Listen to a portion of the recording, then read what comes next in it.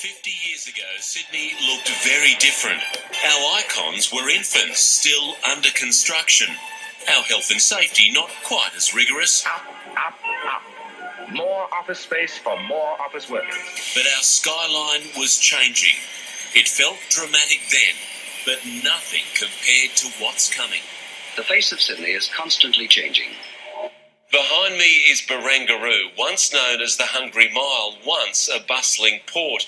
By the late 1990s, it was out of date, neglected, all but abandoned. But not any longer. If anything typifies the changing face of Sydney, it's the $2 billion reinvigoration of this once-forgotten harbourfront. 8 prime hectares of hotels, offices, shops and apartments. 100,000 visitors a week, home to tens of thousands of workers and residents. The future. What Barangaroo represents is a scale of project that allows a full range of mixes to exist in the same place. It's also carbon neutral, and it creates fantastic new public spaces as well. Old Sydney was about living in the burbs, commuting to work, travelling for our entertainment and driving to the weekly shop. New Sydney is about having work, sleep and play all within a 20-minute radius. People want to be able to walk out their front door and to live their lives fully rather than having to get on a train or a bus or in a car and to travel an hour or so. As Sydney takes to the sky, so did I. Because it's not only the CBD that's on the rise, the Sydney of the future will be many cities, multiple high-rise, high-density hubs, north, south, east, and especially west. Right below me is Parramatta, the geographic heart of the city. What's about to happen down there is a multi-billion-dollar transformation. Imagine Shanghai on the Parramatta River, a multi-billion-dollar rebuild including Sydney's tallest residential tower, 53 stories high. There are even plans for a beach. The vision for Sydney has to include Parramatta really genuinely becoming our second CBD. Former Lord Mayor Lucy Turnbull says it's the way of the future.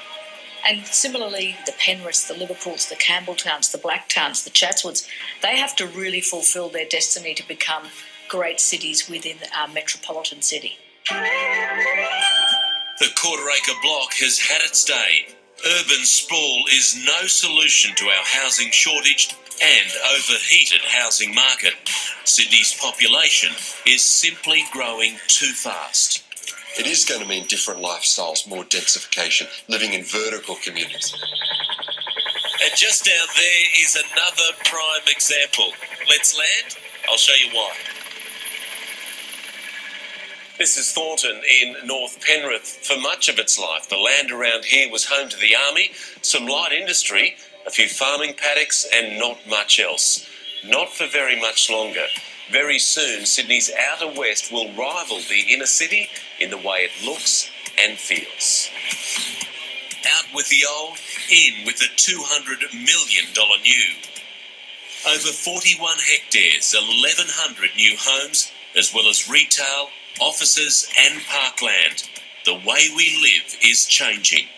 We are seeing a definite shift to more urban living, and that's, apartment living. We've left one of the most dramatic transformations to last. I'm over Oran Park, 70 kilometres from the centre of Sydney. It was once a racetrack.